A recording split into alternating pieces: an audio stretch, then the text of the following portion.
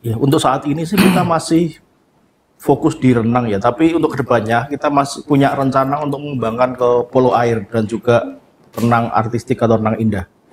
Ya mungkin kita masih cari untuk pembibitannya untuk atlet-atletnya nanti. Dalam perjalanannya sampai saat ini kita menambah sampai 4 klub dan masih ada beberapa yang masih mau masuk gitu. Soalnya kita juga mau membuat kompetisi di Bojonegoro ini jadi jalan. Nah, ketika kita dirasa besok itu bisa melaksanakan sukses, maka kita tidak menutup kemungkinan event tersebut mungkin yang ketiga kita buka se-Jawa Timur gitu Pak. Jawa Timur. Kalau event-event dengan skala Jawa Timur atau nasional gitu kan biasanya lebih dari 1 hari. Dan jika kolamnya itu jauh dari kota, penginapan ini sekarang ini kan masih berkutat di kota. Barangkali nih dari Aquatic juga memandang potensi di Bojonegoro ini sangat besar gitu ya di bidang ini.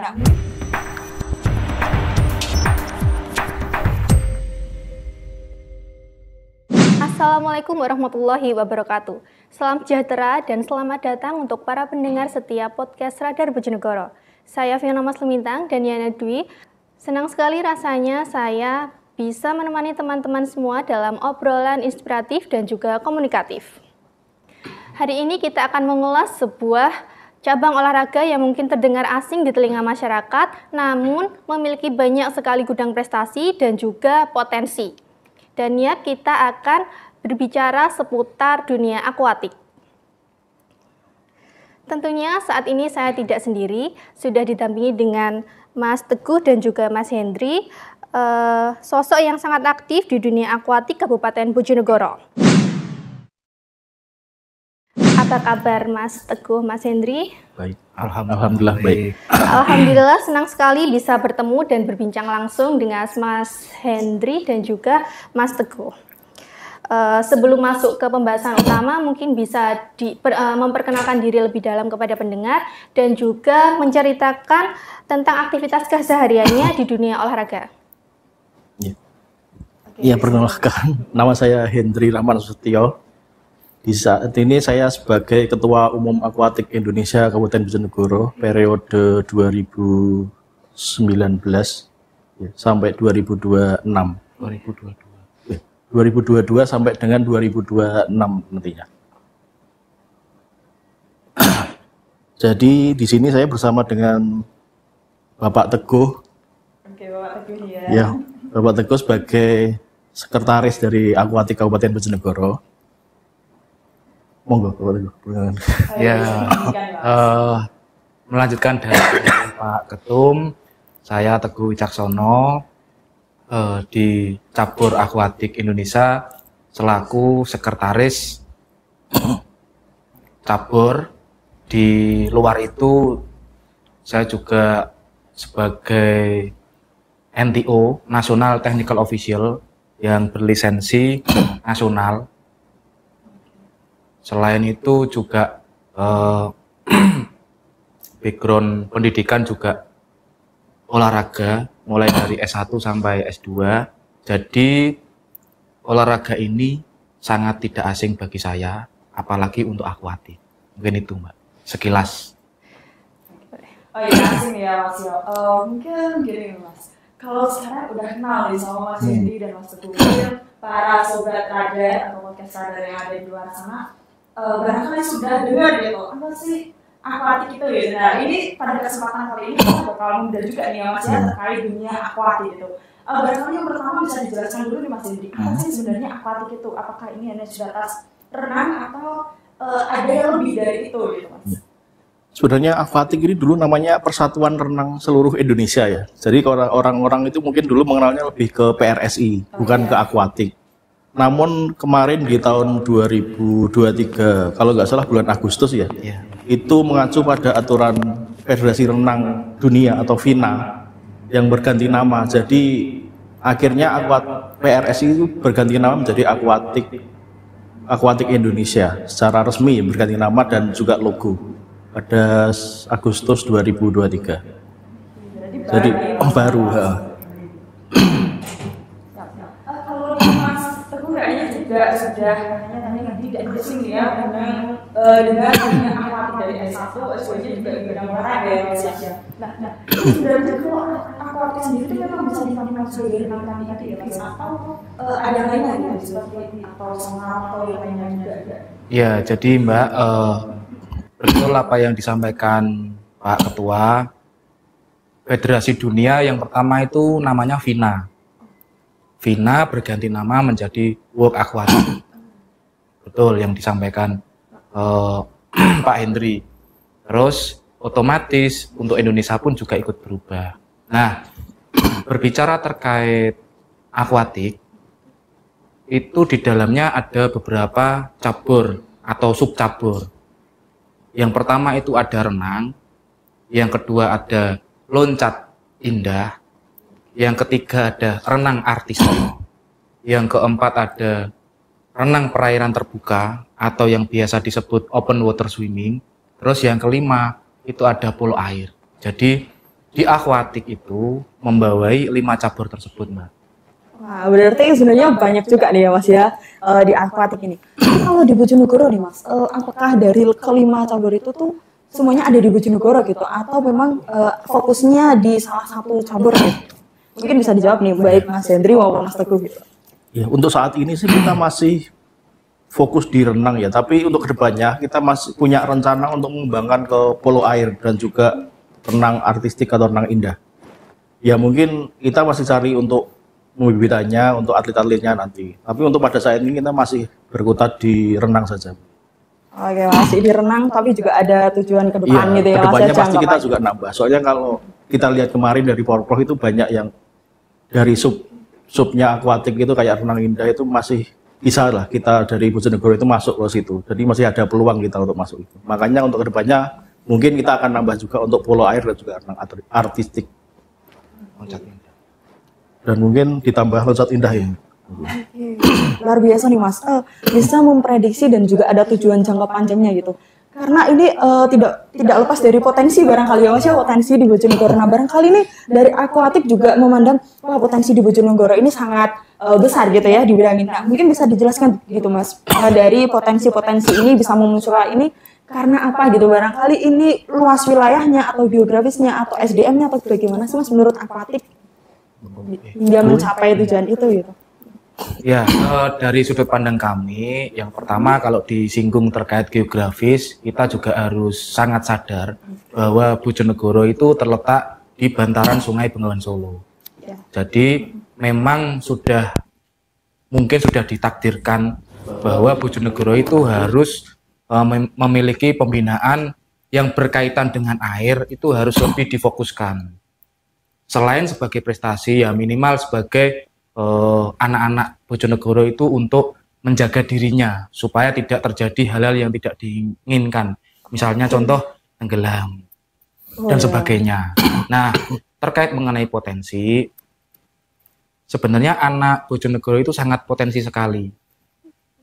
Nah, mungkin saja masih belum ada banyak kesempatan atau banyak wadah sebagai sarana untuk memunculkan potensi tersebut. Jadi kita secara jangka pendek maupun jangka yang panjang tadi sudah disampaikan oleh Pak Ketum kami, yang pertama jelas kita akan membuat wadah-wadah kompetisi. Yang pertama itu. Terus yang kedua membuat wadah-wadah pembinaan khususnya klub dalam hal ini. Jadi kita berharap nanti di jangka pendeknya itu kita memiliki beberapa klub yang tersebar merata di wilayah-wilayah Bojonegoro. Mungkin seperti itu Mbak, gambaran singkatnya. Singkatnya. Siap, sambil juga gitu membahas terkait ini gitu Mas, ya mungkin barangkali bisa dicuci dulu gitu Mas. Bisa dicuci dulu. Biar katanya kalau sama Mas Iwan sama Edu biar lebih gayung gitu ya. Ya, tapi seru juga nih ya Mas ya kalau ternyata ada tujuan jangka pendek, ada jangka panjang, dan ini pun dari pembinaan dan juga ada turnamen-turnamen tadi ya Mas ya, pembinaan kemudian ada klubnya yang merata gitu. Oke, nah dari yang pertama nih klub nih Mas, memang sekarang ada berapa klub sih Mas yang dibawahi oleh akuatik? Untuk sekarang sih ada 5 klub ya. Ada 5 klub ya Mas. Pada ini udah bertambah 4 dari kita pertama masuk di akuatik ini masih cuma ada satu, yaitu Taman Tirta. Dalam perjalanannya sampai saat ini kita menambah sampai 4 klub dan masih ada beberapa yang masih mau masuk gitu. Soalnya kita juga mau membuat kompetisi di Bojonegoro ini jadi jalan. Kalau cuma jadi kalau bisa lebih banyak klub itu lebih baik. Jadi saling berkompetisi satu sama lain dan bisa menciptakan banyak atlet baru lagi. Oke, bibit-bibit yang betul ya Mas ya. Iya.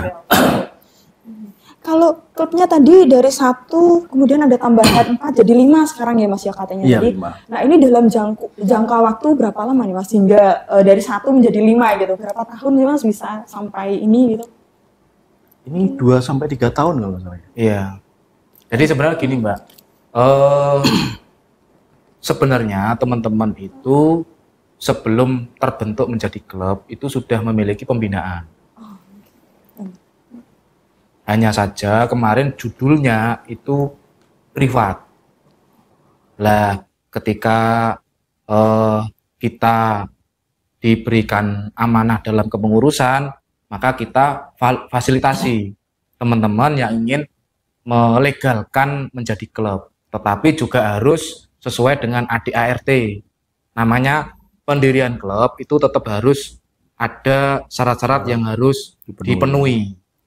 Yang pertama itu ada ADART, yang kedua ada kepengurusan, yang ketiga ada tempat latihan, yang keempat ada jadwal latihan, yang kelima ada jumlah atlet minimal, Kalau kita minimal ada 25. Dan tambahan yang keenam, kalau bisa, ini pelatihnya yang berlisensi. Walaupun lisensinya itu masih lisensi daerah atau kabupaten. Mungkin itu Mbak. Jadi tidak serta-merta kita memunculkan klub terus lebih ke mengutamakan kuantitas, tidak memperhatikan kualitas. Kita juga mempertimbangkan terkait kualitasnya. Ke depan kita tidak berhenti di sini, kita coba untuk memfasilitasi teman-teman, apalagi yang di pinggiran yang ingin bergabung menjadi klub di Bojonegoro, kami persilakan selebar-lebarnya karena itu juga demi untuk anak-anak kita, anak-anak Kabupaten Bojonegoro. Luar biasa Mas ya, cita-citanya itu untuk anak Bojonegoro. Keren banget Mas, berarti ini para sobat podcast Radar sudah bisa melihat ya beberapa syarat untuk pendirian klub renang ini gitu ya Mas ya. Tapi tentunya kalau yang pertama tadi melalui pembinaan gitu ya Mas ya. Pembinaan dulu kemudian ada klub gitu. Nah, ini untuk atlet-atlet sendiri nih Mas. Tadi kan sudah disebutkan klub-klubnya juga. Sekarang menyinggung terkait atlet. Dari Aquatic sendiri ini sudah memiliki berapa atlet di tingkat mana saja nih Mas? Barangkali kayaknya yang paling terkenal juga si Hafiz ya biasanya. Ya, terkait mengenai atlet. Nah, memang dulu itu kan sudah disampaikan Pak Ketum tadi, hanya ada satu klub yang aktif, hanya ada satu klub yang aktif. Lah kebetulan klub itu adalah Taman Tirta. Jadi klub Taman Tirta itu juga merupakan klubnya Hafiz tersebut yang ada tim pelatihnya. Yang pertama ada Mas Ali Fatur Rahman dan untuk ketua klubnya itu ada Pak Teguh Triatmojo. Jadi Hafiz itu didikannya beliau-beliaunya itu tadi. Jadi kenapa Hafiz sampai sekarang prestasinya luar biasa? Karena memang latihannya yang pertama dari kecil.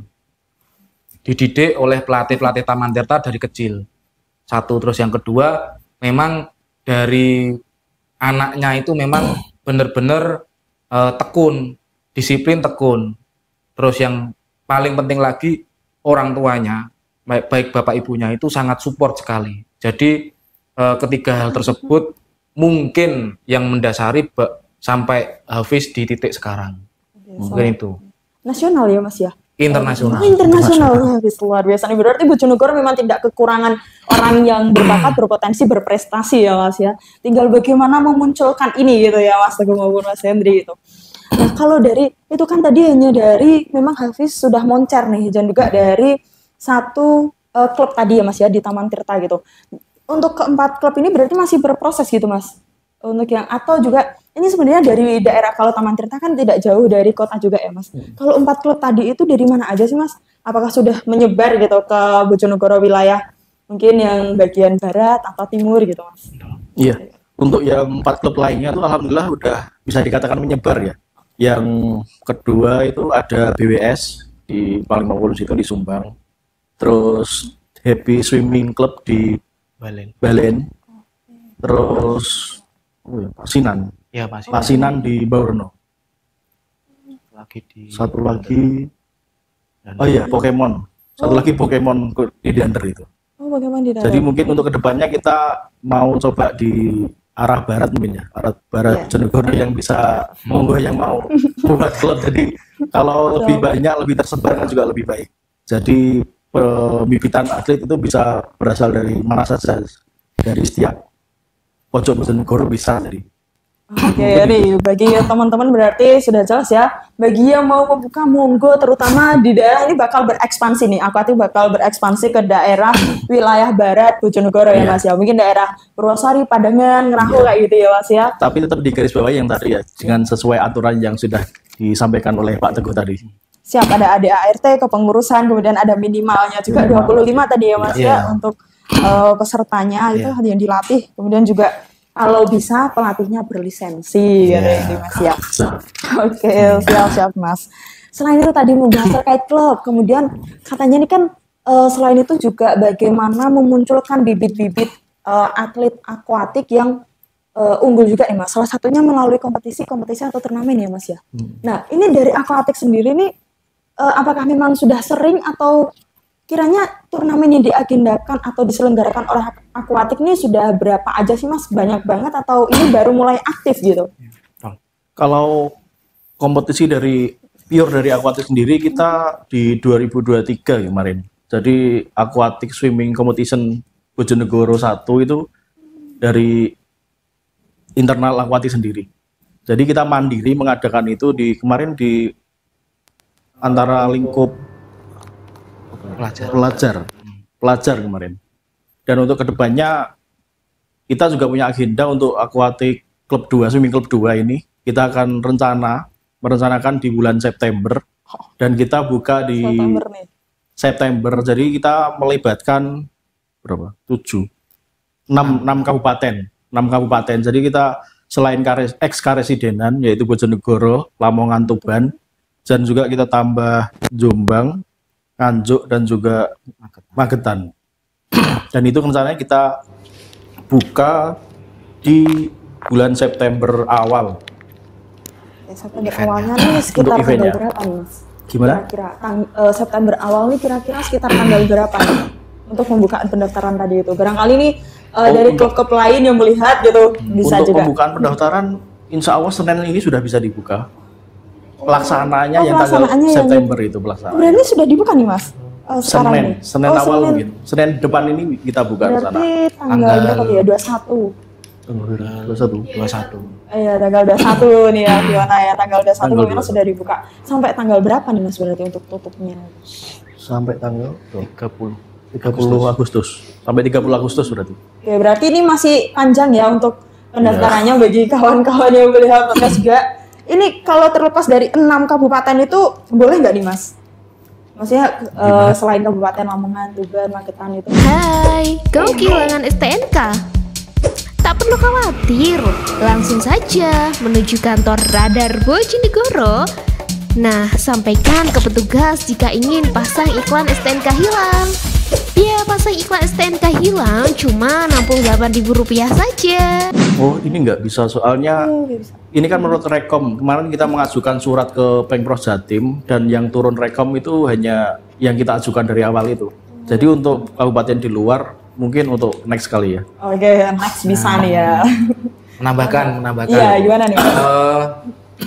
Event ini kan event yang kedua. Kalau yang pertama kemarin regional Bojonegoro. Nah, yang kedua ini kita coba lebarkan sedikit. Nah, ketika kita dirasa besok itu bisa melaksanakan sukses, maka kita tidak menutup kemungkinan event tersebut mungkin yang ketiga kita buka se-Jawa Timur gitu Pak. Jawa Timur. Jawa Timur. Jadi kita arahnya ke situ, jadi kita tidak ujuk-ujuk langsung Jawa Timur, ada tangganya dilewati step by step. Juga yang paling penting kan juga mengenalkan event ini itu event apa dan yang menjalankan siapa. Kalau event ketiga pasti kan sudah banyak yang mengenal karena ini ada event yang pertama, event yang kedua. Tidak sulit lah untuk peserta, oh ini eventnya seperti apa, seperti itu. Ini khusus untuk pelajar nih Mas? Yang Ya dari klub itu tadi ya? Yang dari klub itu ya, ada dari kelompok usianya gitu, kelompok umur gitu ya Mas ya? Kalau yang event ini antar klub Mbak, antar klub. Oke, dari 6 kabupaten tadi Iya. gitu. Kemungkinan ada kemungkinan bisa diikuti berapa peserta sih Mas? Ada batasannya nggak sih gitu? Untuk besok ini. kalau dari target kita sendiri dari 4 sampai 500 atlet, 400 sampai 500 atlet yang bisa mengikuti dari 6 kabupaten. Oke, siap. Itu kalau emang regional kemarin itu bisa sampai tembus berapa Mas? Berapa peserta gitu? Kalau kemarin yang regional yang swimming 1 itu? Kalau swimming competition yang pertama itu sampai di atas 220, di atas itu. Lah itu kita masih antar pelajar karena memang klubnya juga tidak sebanyak sekarang. Yang tahun 2023 tadi disampaikan Pak Ketum. Lah kita sekarang klubnya ada 5. Kita coba untuk membuka tidak hanya regional tapi ada beberapa di wilayah sekitar. Selain tujuannya mengenal juga sebagai sparring partner. Itu jadi level kompetisinya dinaikkan pelan-pelan. Awalnya yang levelnya regional jadi Kasdenan plus itu kan seperti menaikkan level perlombaan. Besok kalau misalkan se-Jawa Timur otomatis level perlombaan akan naik lagi karena sparring partnernya lebih kompetitif. Mungkin gambarannya seperti itu Mbak. Saya sudah tergambar Mas karena tadi menggambarkan tangga juga, jadi kepikiran tangga nih gimana ya. Oke, naiknya satu langkah demi langkah gitu Mas, sampai ke atas, bukan langkah yang ke samping gitu ya Mas ya. Siap. Tapi ini perlombaan dan turnamen ini memang sangat penting ya Mas ya untuk pengembangan bibit-bibit gitu barangkali. Memang pentingnya mungkin bisa dijelaskan pentingnya gitu Mas adanya turnamen-turnamen ini juga gitu. Dan ini selain pentingnya ini katanya tadi apakah memang diselenggarakan mandiri gitu Mas? Atau ada bantuan pemerintah juga gitu barangkali? Atau ini memang saya kurang paham nih alurnya gitu, bisa dijelaskan Mas? Kalau untuk yang event September ini dari dana mandiri Aquatic juga, karena kita juga membuka untuk pendaftaran, biaya pendaftaran. Makanya dari situ juga kita masih cari sponsor juga. Soalnya ini event pertama untuk lingkungan regional, jadi mau nggak mau kita juga lebih keras untuk cari sponsor karena ibarat event babat alas kan. Babat alas itu kan agak repot maksudnya. Kita bangun dari awalnya itu pondasinya itu agak repot. Makanya ini event mandiri yang kita nanti ambil dari dana pendaftaran dan juga bantuan-bantuan dari sponsor luar. Ya, menambahkan yang perlu kita garis bawahi, event ini tidak masuk di program KONI. Jadi event ini pure di luar dana hibah dari KONI. Jadi kita mandiri, kita berusaha untuk mencari dana gimana caranya event ini bisa berjalan. Itu yang perlu digarisbawahi Mbak. Oke, digarisbawahi ya kawan-kawan sobat podcast gitu. Ini tidak masuk dalam program KONI ya Mas ya, ini pure mandiri dari Aquatic Bojonegoro. Tapi menambahkan, tapi programnya KONI juga baik. Programnya KONI juga baik. Jadi setiap tahun itu ada alokasi untuk pelaksanaan Kejur Cup. Untuk tahun ini ada alokasi untuk subsidi Porcam, Pekan Olahraga Kecamatan. Jadi program KONI itu sangat-sangat baik dan program kita juga berusaha untuk sebaik mungkin di cabang olahraga akuatik. Jadi dua program itu memang kalau dikolaborasikan jadinya insya Allah juga akan maksimal.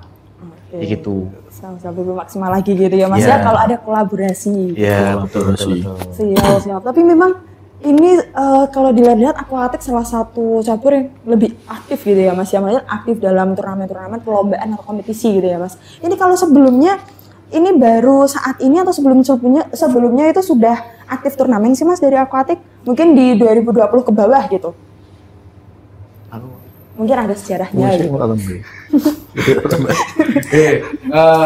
Sebenarnya Mbak, untuk event renang ya dulunya renang itu memang sudah ada.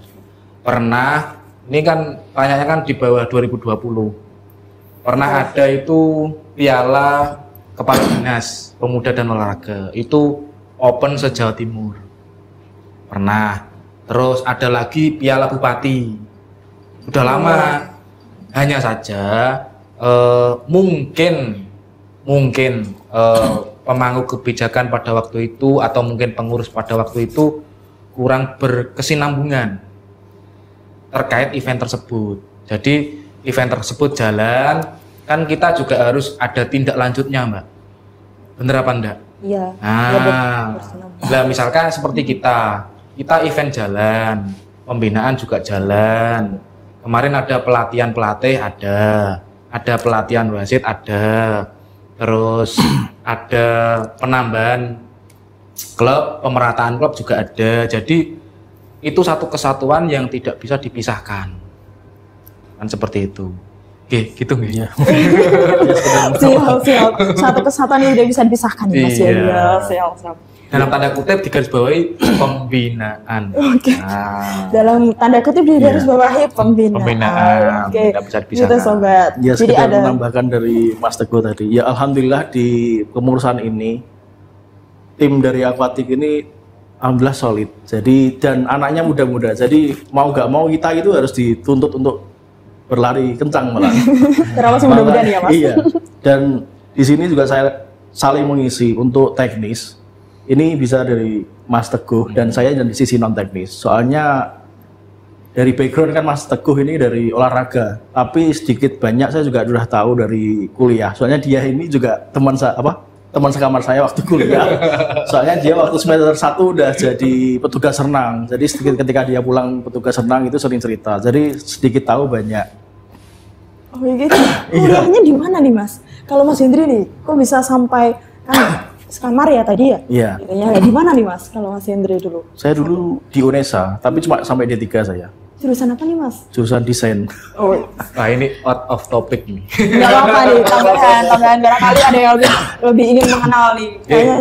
Menambahkan, memang tadi disampaikan ya tidak hanya 1-2 orang di dalam pengurusan itu punya potensi masing-masing. Jadi memang dalam sebuah tim itu yang lebih ideal itu kan malah berbeda, betul apa tidak? Iya, betul apa tidak? Nih, dalam sebuah tim itu harus berbeda.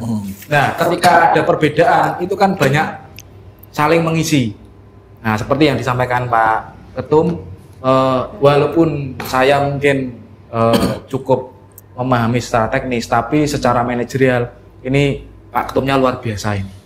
Pak Ketumnya luar biasa. Jadi di luar teknis ini yang selalu memandu, selalu memberikan arahan, selalu memberikan solusi, ini Pak Ketumnya. Jadi saya hanya sebatas teknis saja, teknis yang berkaitan dengan mungkin langsung di lapangan. Ini seperti itu Mbak gambarannya, ini supaya clear nih.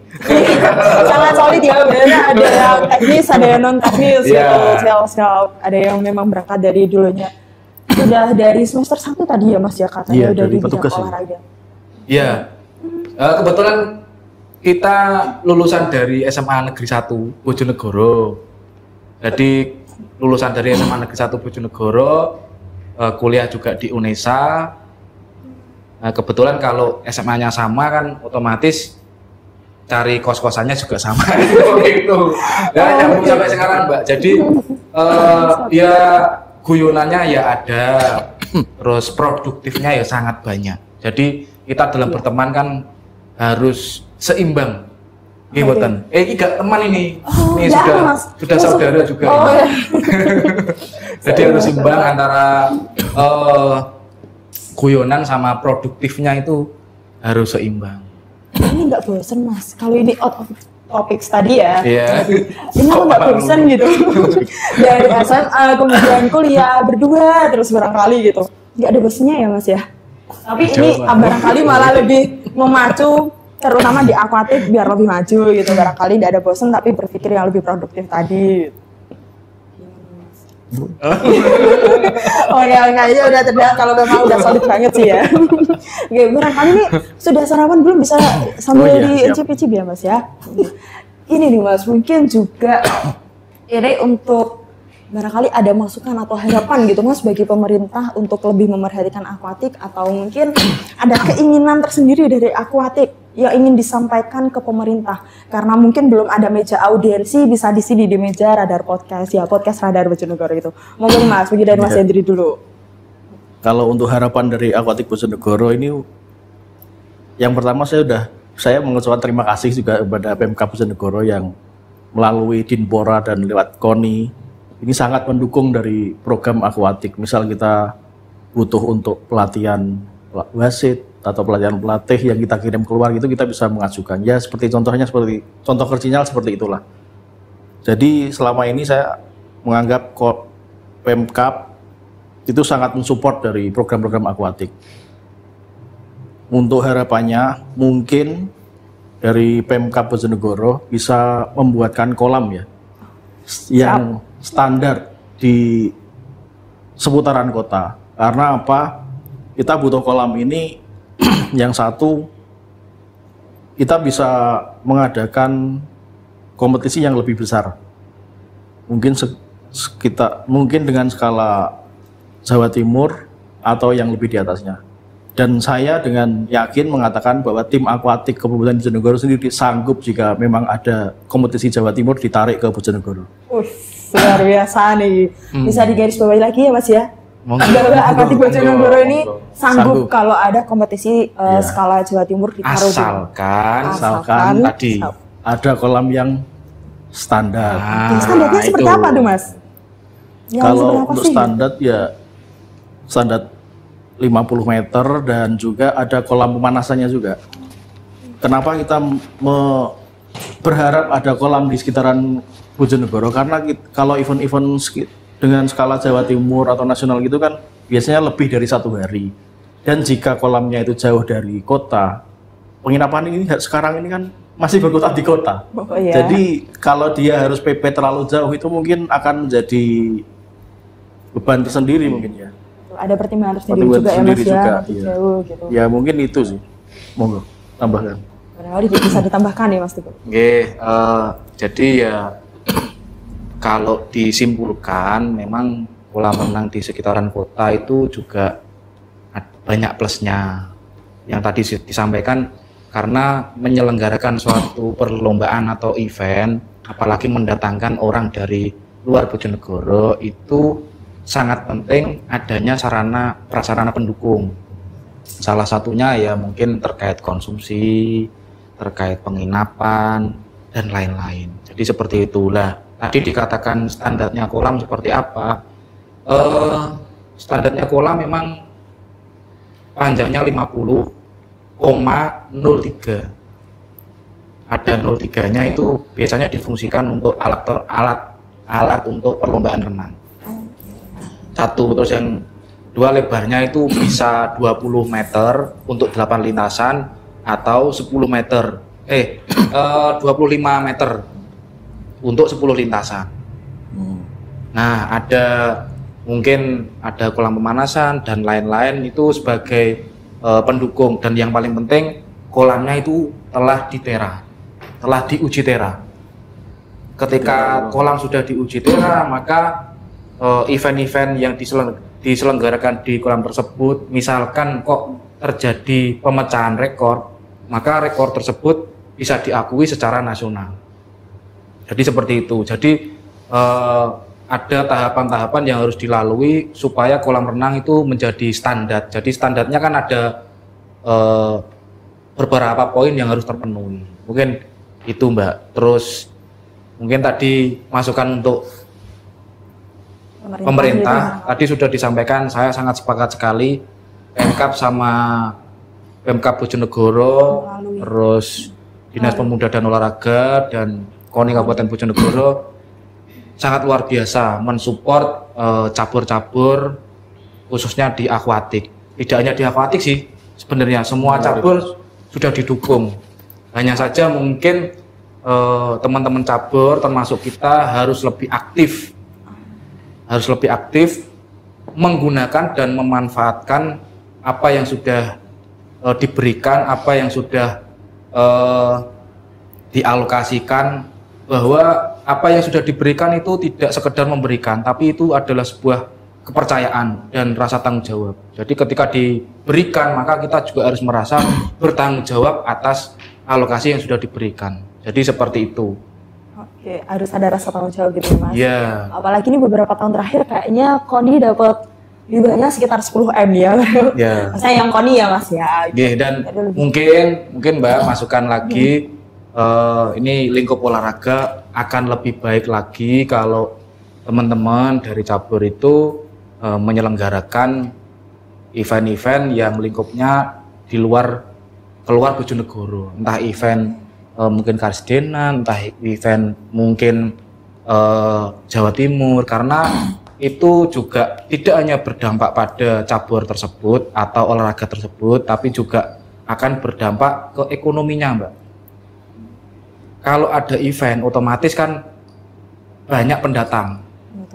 Iya, otomatis kalau banyak pendatang ini kan mesti tidak, sakunya kan tidak kosongan, pasti kan ada uangnya. Otomatis uang yang di luar itu masuk ke Bojonegoro. Ini di luar olahraga nih. Iya, tetap ada sisi lainnya. Sisi lainnya. Jadi otomatis perputaran uang di lingkup penyelenggaraan event olahraga otomatis kan semakin banyak. Itu salah satu dampaknya. Luar biasa nih ya kalau ada turnamen ya Fiona ya. Kalau ada turnamen mau lihat gak nih Fiona? Boleh.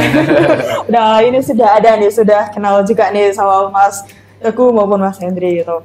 Mas Sekretaris sama Mas Ketua dari Akuatik Bojonegoro gitu ya Mas ya? Oke, siap-siap nih Mas. Barangkali ada untuk closing gitu barangkali nih Mas dari Mas Teguh maupun Mas Hendri ada closing statement terkait apapun itu, boleh tadi memandaskan atau menggarisbawahi lagi terkait masukan harapan ke pemerintah maupun masukan-masukan lain untuk cabur-cabur lain juga, kemudian terlebih harapannya kepada Akuatik gitu Mas. Monggo nih Mas. Untuk closing statementnya ya untuk masyarakat Bojonegoro, khususnya orang tua yang memiliki anak-anak di Kabupaten Bojonegoro, marilah kita untuk belajar untuk berenang. Setidaknya kalau tidak untuk prestasi, ya juga kalau tidak untuk prestasi bisa untuk proteksi diri sendiri. Karena Bojonegoro ini seperti yang dikatakan Pak Mas Teguh tadi, berada di bantaran sungai Bengawan Solo.